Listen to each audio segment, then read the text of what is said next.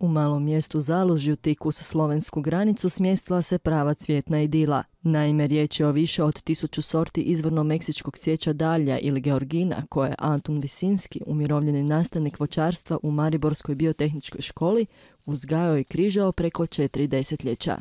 Nasad u Zalužju star je tek 4 godine, a osim njega Antun uz pomoć svojih učenika uzgaja dalije i u Mariboru. Ukupno je uzgojio oko 2000 sorti dalija, što čini najveću takvu zbirku u Europi. Sa dalijama sam se susreo u ranom djetinjstvu. Jer moja majka je voljela cvijeće i ona je bila kao sluškinja kod jednog seljaka i ona dobila jednu daliju. To je bilo prije 80 godina. I onda je to posadila ona i ja sam kao mali dječačić rado dolazio na jednu gredu cvjetnu.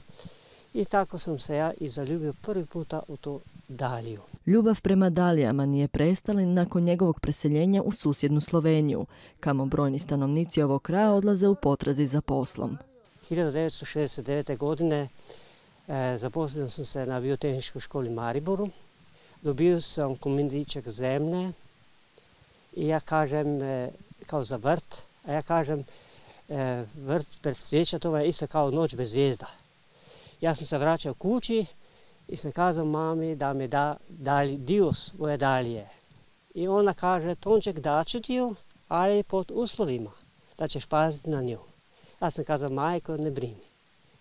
I tako sam ja, jedna je bila samo njena, crvena, i ja sam to kupovao da sam si ostvario jednu zbirku. Svoju je zbirku dalija redovito upotpunjavao novim sortama, no nikada nije u potpunosti bio zadovoljan dobivenim.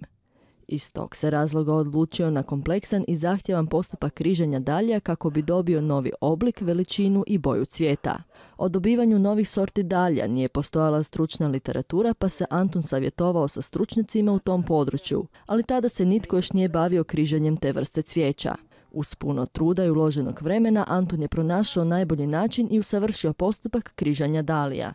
Sa svaku cvjetnu laticu unutra staviš taj cvjetni prah. Uzimaš tamo i nosiš. To ne da bi tako nakupio i onda bi sve na jedan put. Ne. Uzmeš tamo s pincetom i opet odmah staviš nutra. I s tim sam u jednim cvijetu sam igračkom, kao što kažem ja, po 2 do 3 sata. Antunu je uzgoj cvijeća tek hobi kojem se u potpunosti može posvetiti otkako je u mirovini. Njegove dalije nisu na prodaju, iako ih nerijetko dijeli susjedima i prijateljima, a s financijske strane uzgoj cvijeća iz hobija je neisplativ i skup.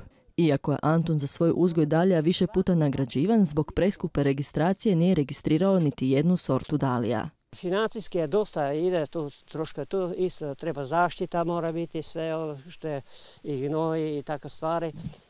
Mogu vam kazati da, u novčaniku imam minus. Ali u srcu imam plus i taj plus mi više vrijedi nego sve ono što bi možda imao u novčaniku. Ja sam jako zadovoljan i sretan kad vidim da to i lijepo cvate. Životni vijek dalija traje od srpnja do prvog većeg mraza kada one odsvatu.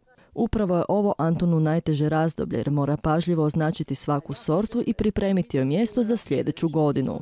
Posla oko dalja ima i preko zime, a njegove cvjetne kombinacije u još bogatijem ruhu ponovno će zasjati sljedećeg ljeta.